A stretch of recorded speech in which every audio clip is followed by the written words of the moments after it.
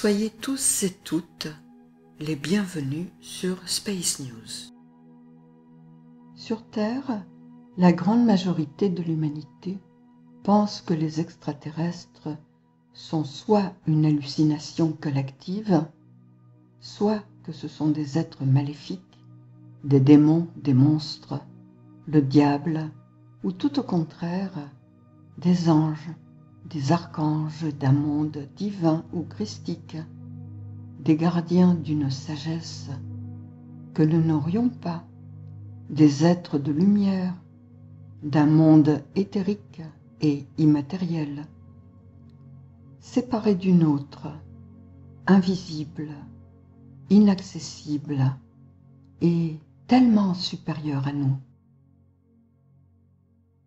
Pourtant, comme vous le voyez sur cette illustration, ils ont bien une physicalité, un corps souvent identique à s'y méprendre à celui des terriens, au point que certaines factions de Pléiadiens en haute orbite terrestre ressemblent à des Russes, ou les Alphratiens ressemblent à des Espagnols et les Humites à des Norvégiens.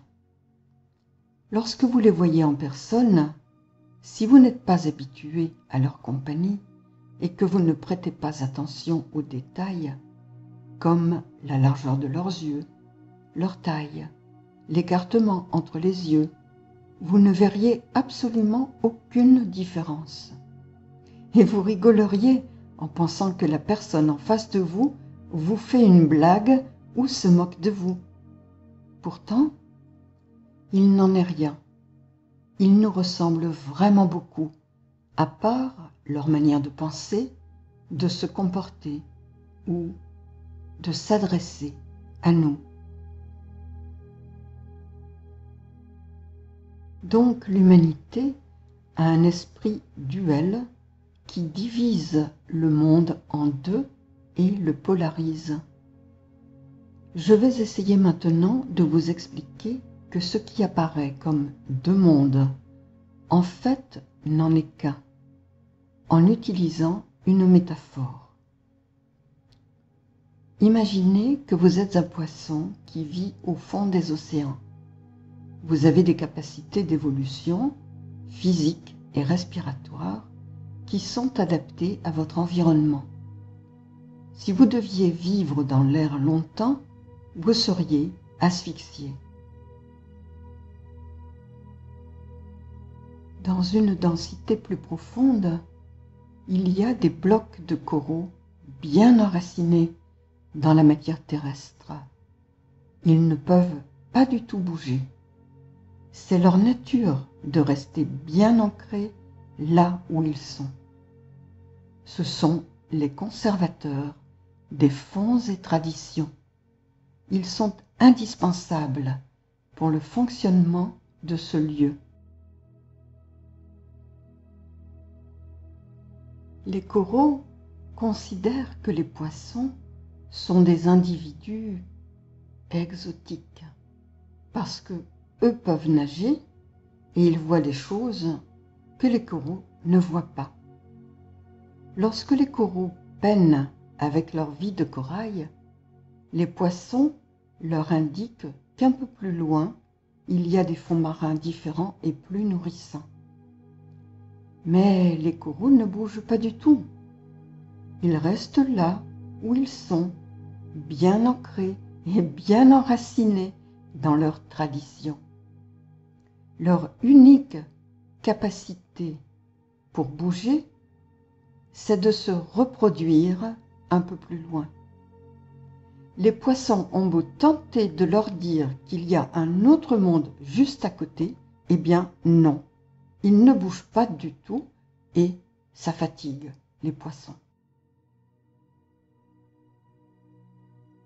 Lorsque depuis leur perspective de poisson, par en dessous, ils lèvent les yeux et regardent vers la surface. Ils voient un halo de lumière. Elle les attire et petit à petit, en prenant leur courage à deux mains, parce qu'ils ont quand même un peu peur, même s'ils ne l'avouent pas, surtout les poissons mâles, ils commencent à se diriger vers la lumière et plus proche de la source lumineuse.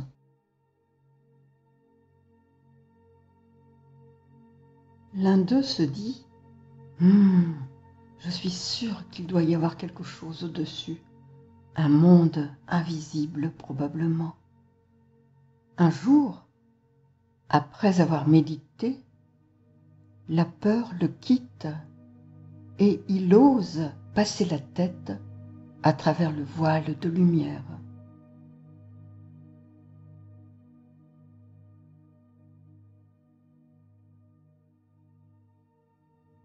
De l'autre côté, il y a effectivement tout un monde multicolore, dans un air que les poissons ne connaissent pas, un monde extraordinaire, arrosé de la lumière du soleil.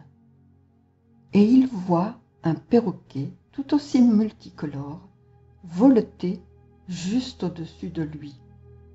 Le perroquet est un être avancé selon lui, car il a des capacités naturelles de vol que lui ne possède pas de manière définitive. Les poissons sont totalement subjugués et tombent amoureux de ce monde extraordinaire, léger, aérien, lumineux, doux et magnifique. Le perroquet, voyant le poisson émerger, s'adresse à lui en mode télépathique. Télépathique parce que les poissons et les perroquets n'ont pas le même langage, évidemment, et la télépathie est le langage commun. Il dit « Frère, fais pousser tes ailes et viens me rejoindre. »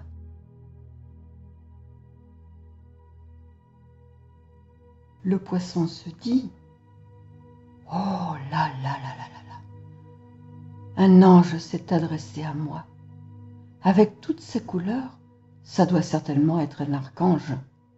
Il vole dans la lumière, avec ses grandes ailes déployées qui filtrent le soleil à travers ses plumes. Oh, pensez-vous, c'est un être de lumière, c'est mon guide, rien que pour moi. »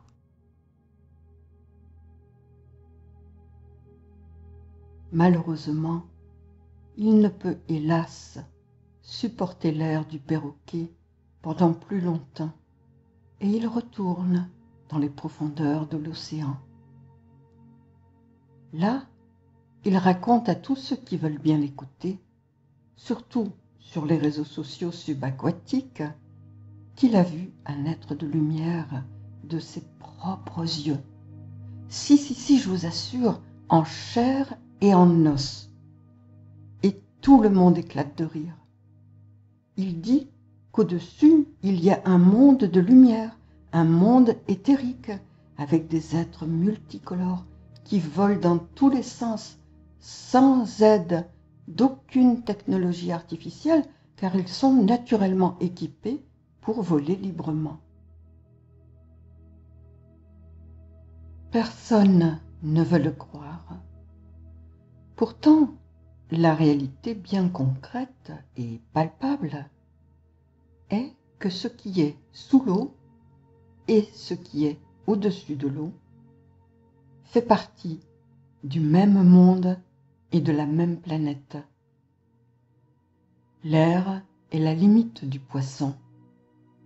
L'eau est la limite de l'oiseau. Mais cette limite ne veut en aucun cas dire que les deux mondes sont séparés.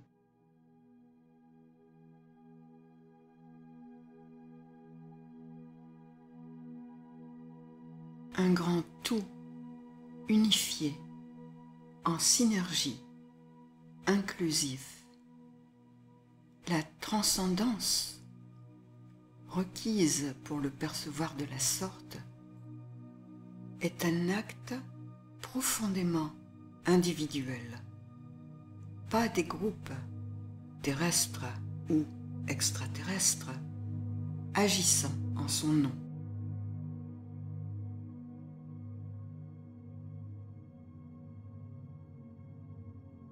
C'est donc ce qui se passe avec les terriens, les poissons, et les extraterrestres, les oiseaux. Le spectre visuel des terriens et leur système d'appréhension de la réalité est divisé en matière et esprit, avec l'âme au milieu, une trinité.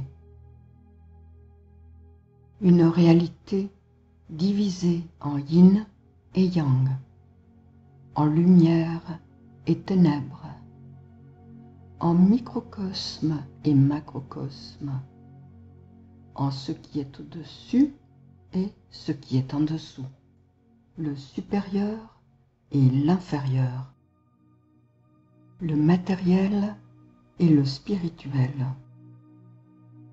et des échelles d'élévation des fréquences de la 2D à la 3e densité où nous évoluons, 4D, 5D, 6D, 12D ou des densités plus élevées. Mais elles ne sont utilisées par les extraterrestres que pour expliquer les différences de perception ou de perspective et leur manière d'être. De ce fait, la grande majorité des terriens et des terriennes, mais pas tout le monde, est doté d'un esprit duel qui sépare ce qui est matériel de ce qui est immatériel, le bien du mal, les anges des démons, l'eau de l'air, les poissons des oiseaux, vous des autres. Les Homo stellaris, les Homo sapiens des étoiles, les expéditionnaires extraterrestres dans un corps de terriens ou de terriennes, ceux que vous appelez les starseeds ou les graines d'étoiles, sont capables de nager sous l'eau et de voler dans les airs à la fois.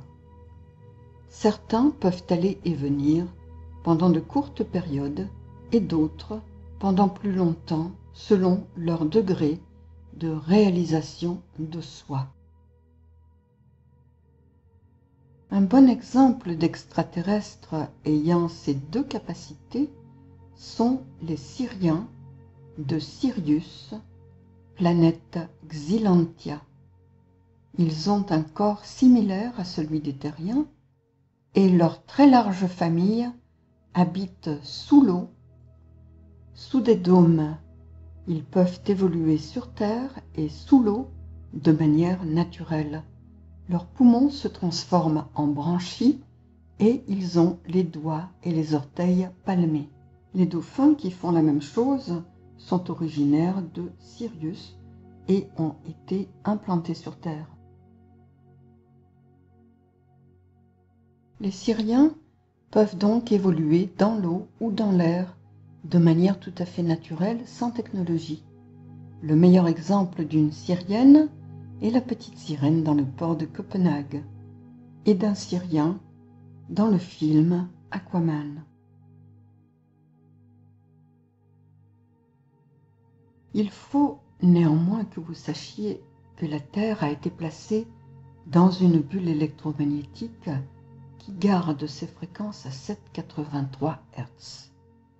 Pour le découvrir, vous pouvez regarder la vidéo numéro 2, la Lune, anamorphose artificielle, qui est en accès libre pour tout le monde. J'y explique comment la bulle a été créée et placée autour de la Terre et ses effets sur les populations, la flore et la faune. La Terre, comme toutes les autres planètes, est une sphère et ce qui l'entoure est une bulle électromagnétique. C'est peut-être cette technologie avancée extraterrestre qui fait croire aux terriens qu'ils sont sous un dôme et certains pensent même que c'est du verre.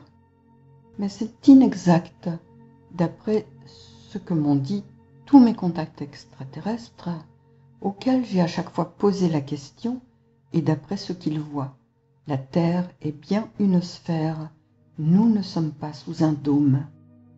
En dehors de cette bulle, tout est en 5D, 50 Hz, dans une fréquence plus élevée et plus légère.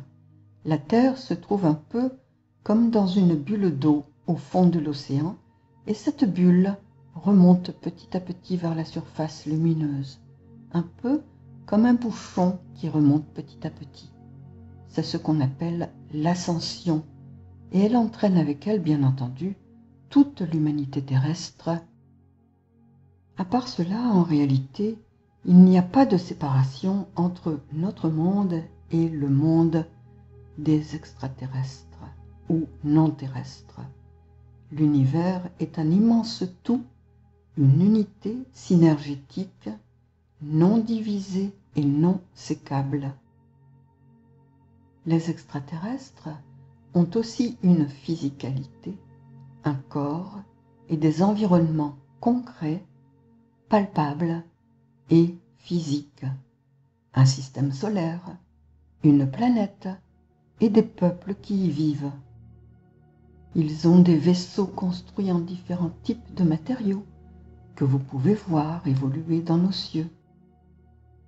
Avant de dévoiler ce que je m'apprête à vous raconter aujourd'hui et qui vient de Zen, mon principal contact, je pensais, comme beaucoup d'entre vous, que les extraterrestres ont une vie si lumineuse, si complètement divine ou galactique, dans des environnements si profondément purs, que rien n'aurait pu les atteindre.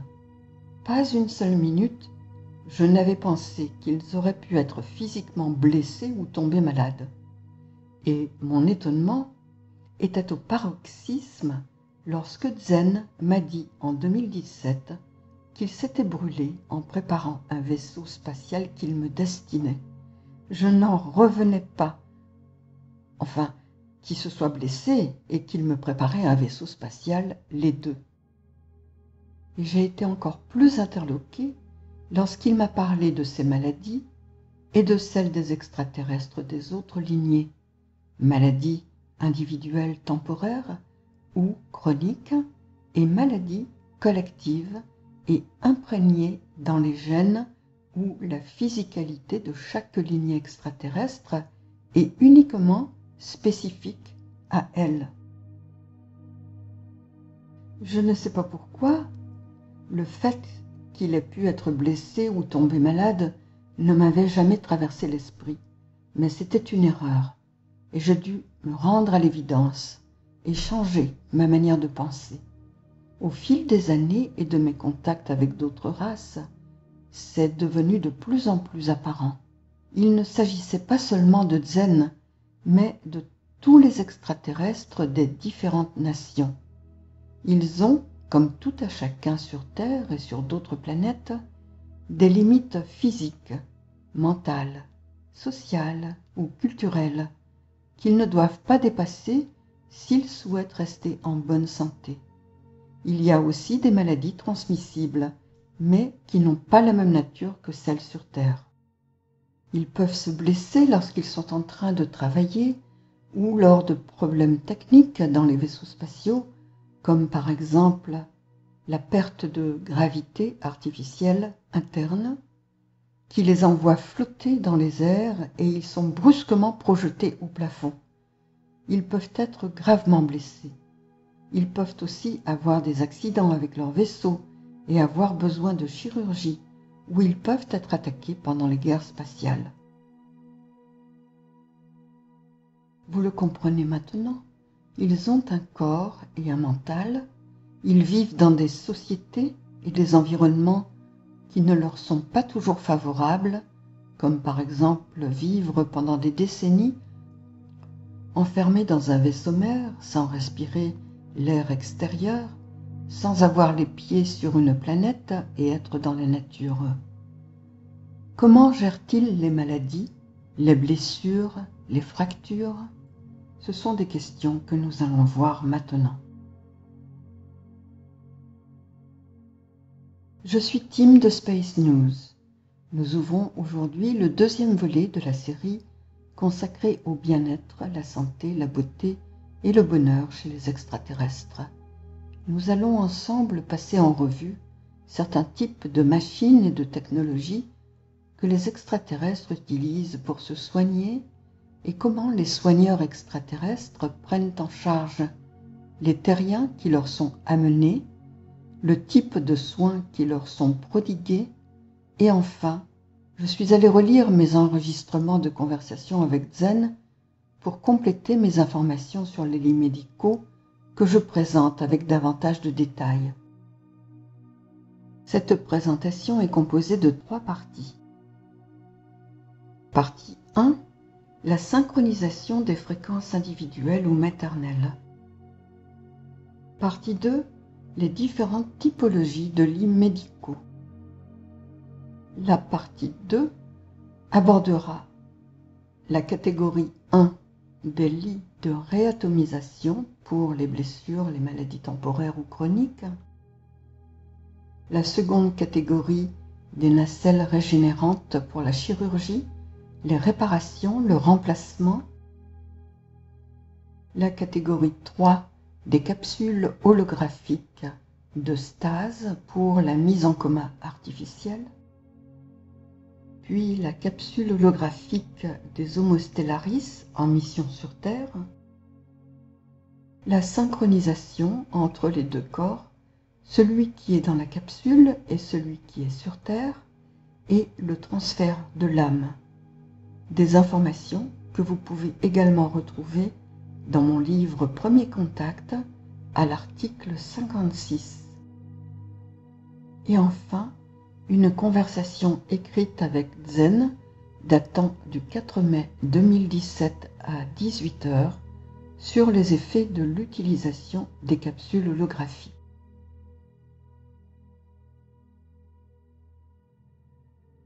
Les premiers soins à un Homo stellaris sont ceux apportés par les ITA, les petits gris, qui vont s'occuper de synchroniser les fréquences de la mère et de son bébé au moment de la conception ou après la naissance.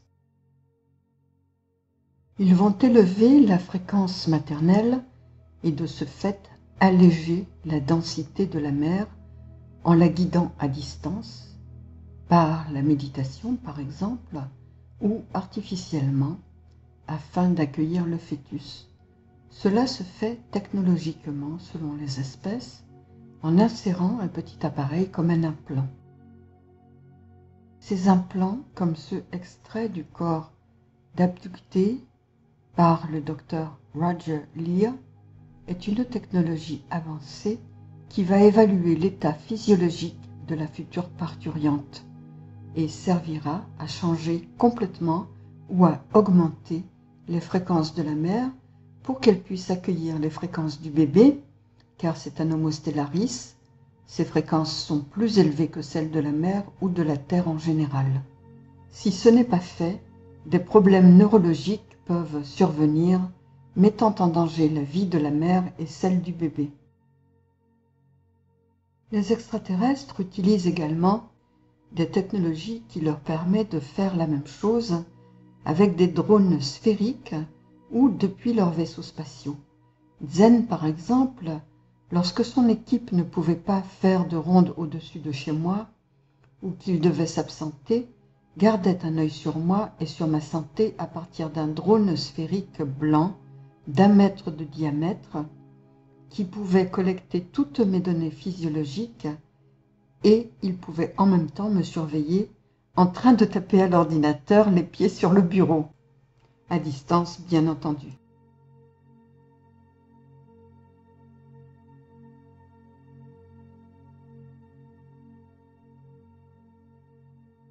Les lits médicaux ont de nombreuses fonctions et peuvent intervenir de manière superficielle pour apporter des soins médicaux légers ou une réatomisation du corps, où le lit n'est utilisé que pendant 2 ou 3 minutes, ou en profondeur pour la chirurgie interne, par exemple des fractures, ce qui peut prendre un peu plus longtemps, ou pour remplacer des organes ou un membre arraché.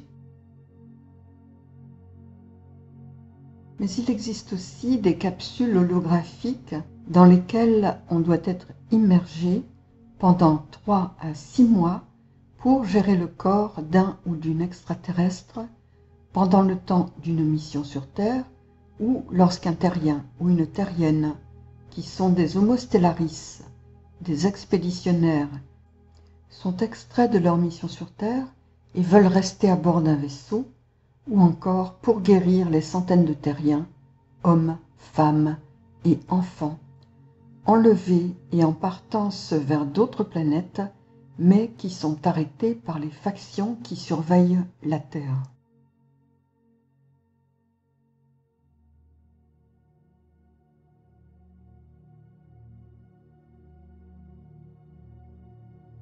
Les lits de réatomisation peuvent guérir toutes sortes de maladies physiques, allant des maux de dos et des douleurs chroniques, des problèmes rénaux et des problèmes d'anxiété, de dépression ou des symptômes post-traumatiques, jusqu'au cancer et certaines autres maladies les plus graves.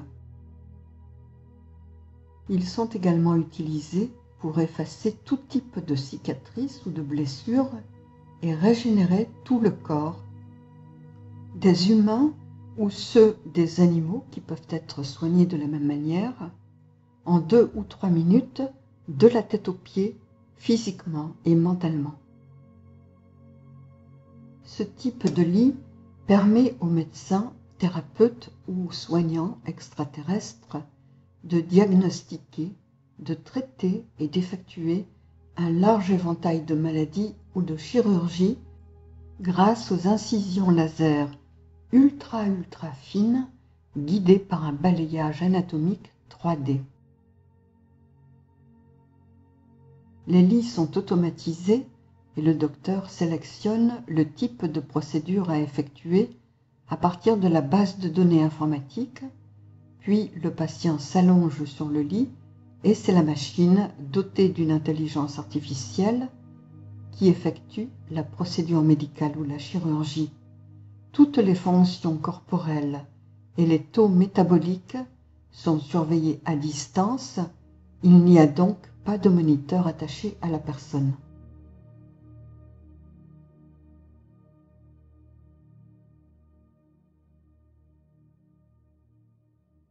Ce type de lit peut être utilisé avec des technologies de régression de l'âge pour rajeunir la personne. Elles peuvent aussi réparer les os cassés ou fracturés, reformer de la peau, des membres, des organes, les dents, des parties de squelette, des parties de cerveau, des muscles et beaucoup d'autres choses. Que signifie cette technologie de pointe pour une femme de 80 ans? Eh bien, elle pourrait redevenir jeune, avoir des enfants et fonder une nouvelle famille si elle le souhaite. Mais si vous avez recours au rajeunissement, que vous soyez un homme ou une femme, vous devez bien réfléchir avant de le faire, car cela va remettre en cause toute votre vie, votre entourage, votre famille et vos amis. D'un seul coup, d'une femme ou homme de 50, 60, 70 ou 80 ans, vous allez devenir plus jeune que vos enfants ou vos petits-enfants. Au lieu d'une mère ou d'un père, ils auront une sœur ou un frère plus jeune qu'eux. Tous vos amis de 70 ans vous verront d'un seul coup redevenus une personne de 17 ans, eux 70 et vous 17, alors qu'ils vous connaissent à l'âge de 70 ans. Il faut donc réfléchir très sérieusement aux conséquences du rajeunissement et l'effet sur votre propre vie et sur celle de votre entourage.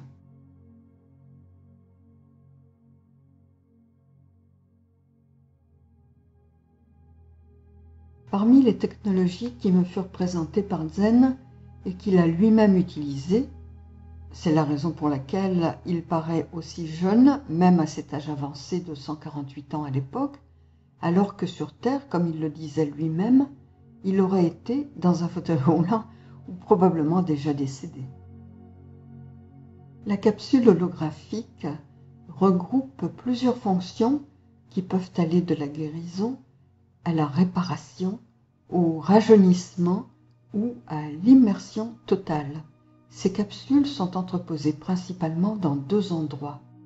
Dans un bâtiment de type hospitalier, sur la planète d'origine de l'émissaire, ou sur un vaisseau spatial dans des salles spécialisées d'une longueur d'environ 2 km car certaines biosphères artificielles sont aussi volumineuses que des planètes. Les capsules sont utilisées principalement dans deux grands types de situations. Un extraterrestre, homme ou femme, va choisir de partir en mission sur Terre et pour pouvoir accomplir cette mission, il ou elle doit mettre son corps en stase artificielle dans une salle dédiée sur sa planète ou sur un vaisseau spatial pour pouvoir intégrer un corps sur la planète de destination. Il y a évidemment des émissaires ou des expéditionnaires qui partent en mission sur d'autres planètes. Il y en a qui partent sur Vénus ou sur Mars. Et l'autre situation est celle d'un terrien ou une terrienne, pendant sa mission ou avant qu'il ne décède, va se faire rapatrier ou se faire extraire par abduction par sa famille extraterrestre qui la ramènera à bord et la mettra immédiatement dans une capsule holographique. Au moment où les contrôleurs sur Terre étaient en majorité des reptiliens, que ce soit la branche des alpha-draconiens, les dragons, ou des draconiens, les reptiles, beaucoup de terriens, hommes, femmes, enfants, étaient enlevés dans de nombreux endroits, comme les grands parcs nationaux, par des groupes de gangsters, par centaines de milliers. Puis ils étaient rapatriés dans une des nombreuses bases souterraines dans tous les pays. Et à partir de ces bases, ils étaient envoyés dans une base en Antarctique, puis de là, par vaisseaux spatiaux vers d'autres planètes, comme source de main-d'œuvre, de sexe ou comme ressource alimentaire. Ces terriens venaient de tous les pays. L'une des responsabilités de Zen et de ses amis pilotes était d'arrêter les vaisseaux cargo qui emmenaient toutes ces personnes enfermées dans des cages ou directement dans des congélateurs. Lorsqu'un de ces cargos était arrêté, le rôle de Zen était de ramener toutes ces personnes à bord du cosmoport qui se trouve derrière la Lune. Quelquefois, ils arrivaient par 500, 600 ou 1000. Zen, dans sa cabine de pilotage, était quelquefois entouré d'enfants qui couraient et jouaient partout et qui ne se souvenaient plus ou qui ne connaissaient pas leur nom ou leur pays. Tous ces adultes dont l'âge allait de 18 à 80 ans et des bébés âgés de 6 mois ou de jeunes enfants avaient subi de nombreux traumatismes. Être enlevés et quitter leur famille, être avec des reptiles de 2,50 m de haut qui, selon eux, ressemblaient à des crocodiles sur 2 pattes, des viols où ils avaient été battus. Ils étaient d'abord emmenés dans des grands centres de soins où c'étaient essentiellement les thérapeutes et les guérisseurs andromédiens qui les soignaient. Les andromédiens utilisent de très nombreuses thérapies naturelles comme les herbes, les plantes, les essences aromatiques, les sons, les cristaux et toutes les technologies avancées de guérison que je viens de décrire. Une fois soignés, s'ils connaissaient leur nom et se souvenaient où ils habitaient, ils étaient ramenés chez eux. Sinon, on leur donnait le choix, aller sur une autre planète et commencer une nouvelle vie au sein des populations locales, ou rester à bord du cosmoport ou d'un vaisseau allié et apprendre un nouveau métier et rester à bord. C'est ce même genre de technologie qui est utilisé par le SSP, le Secret Space Program, le programme spatial secret américain, pour régresser et rajeunir des abductés terriens, comme Corey Goode par exemple, et pour les envoyer sur différentes planètes pour des missions souvent militaires. Ils y restaient 20 ans, puis, après avoir été rajeunis, ils étaient replacés sur Terre au même endroit et dans la même position où ils avaient été enlevés. Mais vous devez savoir aussi qu'une fois que vous avez quitté l'atmosphère terrestre en 7,83 Hz, les résonances de Schumann, et que vous vous retrouvez dans l'espace, comme c'est en 50 Hz, votre corps change immédiatement. Vos dents repoussent toutes seules. Votre corps grandit tout seul. Vos cheveux aussi, et vous rajeunissez naturellement. Zen me disait que, laissés à eux-mêmes, les terriens qui n'avaient pas voulu utiliser la capsule holographique parce qu'ils avaient peur de respirer le liquide, avaient mis 20 ans pour faire ce que la capsule fait en 3 ou 6 mois. Mais 20 ans sur 900 ou 1200 ans de vie, ce n'est pas grand-chose. De nombreux terriens abductés ont choisi donc cette solution et sont allés vivre sur une autre planète déjà habitée.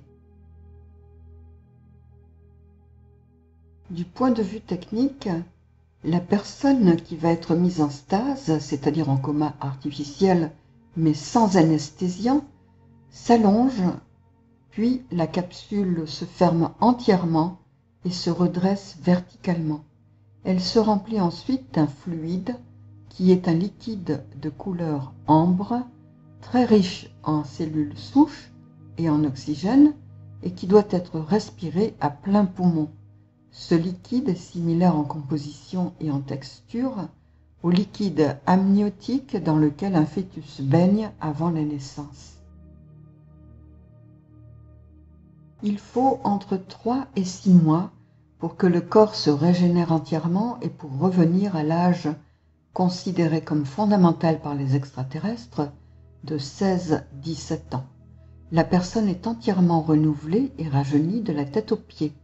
Elle gagne 10 cm en hauteur, son visage et son corps redeviennent jeunes, ses cheveux et ses ongles poussent, sa force physique et sa vitesse sont décuplées, son intellect se développe énormément, la personne peut apprendre en quelques heures au lieu de plusieurs années et a les mêmes capacités que les extraterrestres. Elle redevient également pleinement télépathique, clairvoyante, clairaudiente ou télékinésique. Lorsque le cycle de la capsule est terminé, la personne peut sortir et vaquer à ses occupations normalement après un temps d'adaptation à ses nouvelles capacités physiques dont je parle à la fin de la vidéo dans la conversation que j'ai eue avec Zen à ce propos.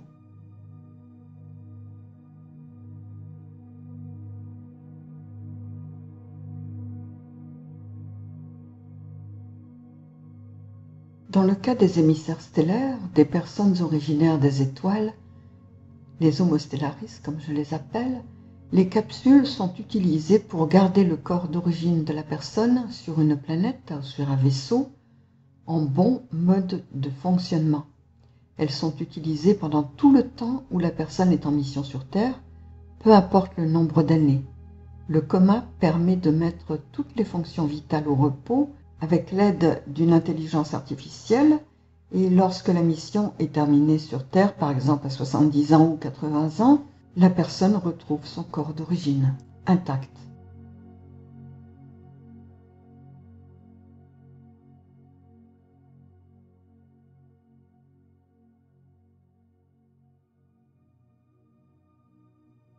Une âme est un signal, un ensemble de fréquences, pas une chose. Cette âme aura donc 2 points d'attention, un point extraterrestre et un point terrestre qui sont reliés entre eux. C'est l'intelligence artificielle dédiée qui cible la fréquence d'attention d'une personne et la fait correspondre ou la synchronise avec le corps qui va naître sur Terre. Les 2 corps doivent être parfaitement synchronisés et avoir la même fréquence ou tout au moins une fréquence capable d'accepter, d'accueillir les fréquences extraterrestres. Puis les 2 corps jouant le rôle d'émetteur et de récepteur se connectent comme un émetteur et un récepteur radio bien réglés qui communiquent entre eux. Donc souvent des personnes, lorsqu'elles reçoivent des messages ou pensent recevoir des messages ou être en contact avec un guide ou un gardien ou un être supérieur, en fait, il s'agit tout simplement d'eux-mêmes dans leur forme extraterrestre avec une mentalité et un esprit, une manière de penser en 50 Hz. Et c'est de là où ils reçoivent une partie de leur communication. Lors de la synchronisation, toute l'attention de l'âme sera alors dirigée vers le corps humain sur Terre, puisque le corps extraterrestre est dans le coma et donc inanimé. Lors du décès sur Terre, ce sera l'inverse. Le corps terrestre n'est plus disponible et l'attention de l'âme réintégrera son corps stellaire ou extraterrestre d'origine dans la nacelle médicale.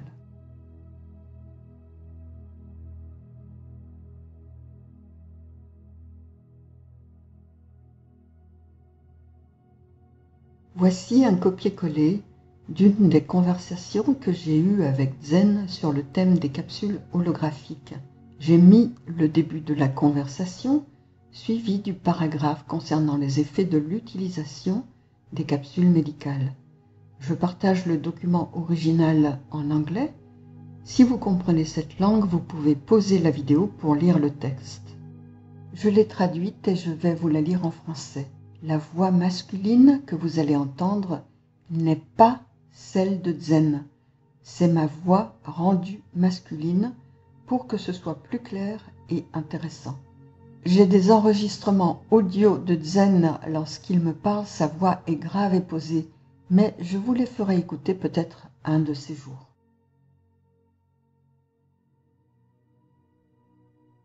Voici le document traduit en français.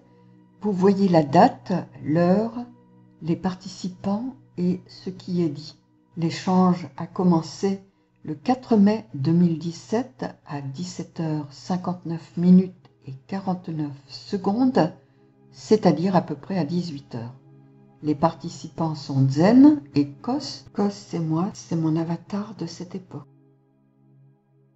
Bonjour très cher, comment allez-vous? Bonjour très cher. Je vais bien, merci, toujours occupé.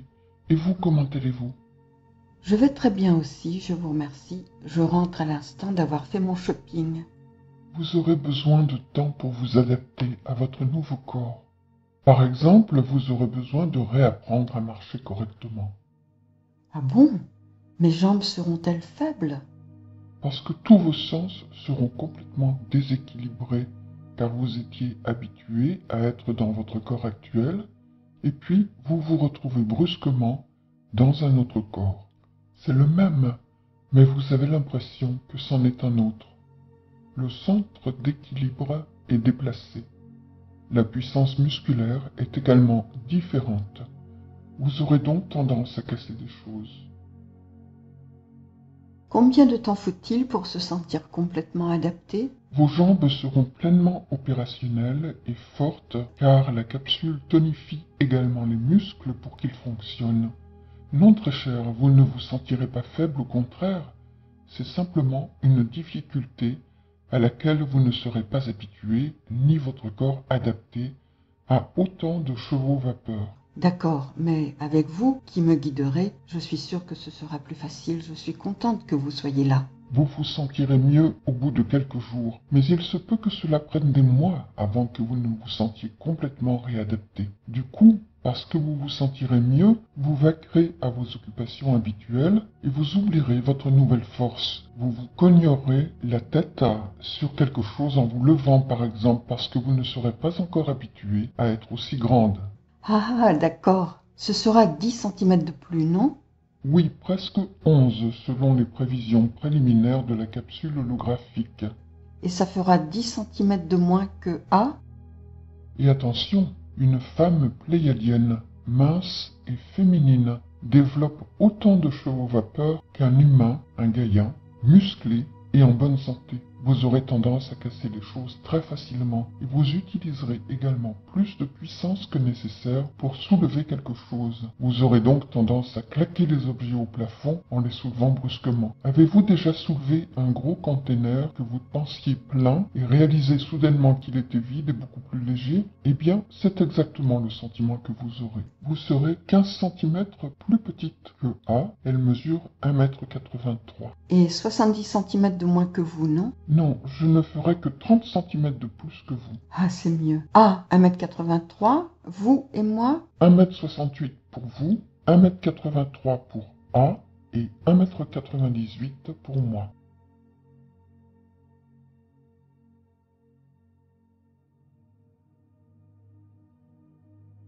À part ces technologies et pratiques médicales chez les extraterrestres, il y en a d'autres que j'aurais voulu partager avec vous.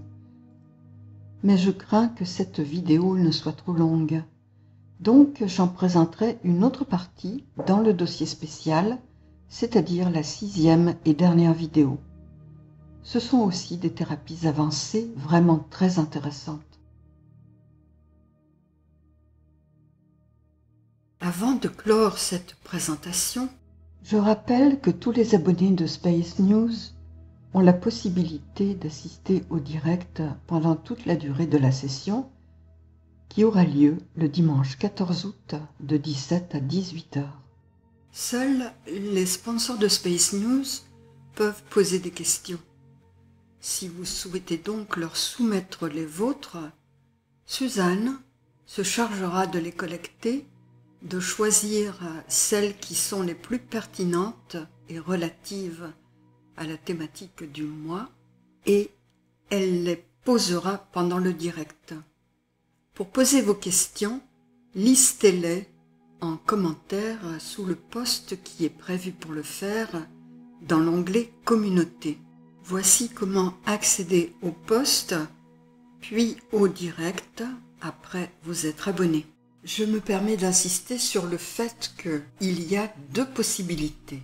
Lorsque vous cliquez sur l'onglet rouge « S'abonner », c'est absolument gratuit et ça l'a toujours été. Et il y a un nombre considérable de vidéos que vous pouvez regarder en accès libre. Cliquez sur la petite cloche aussi pour être notifié.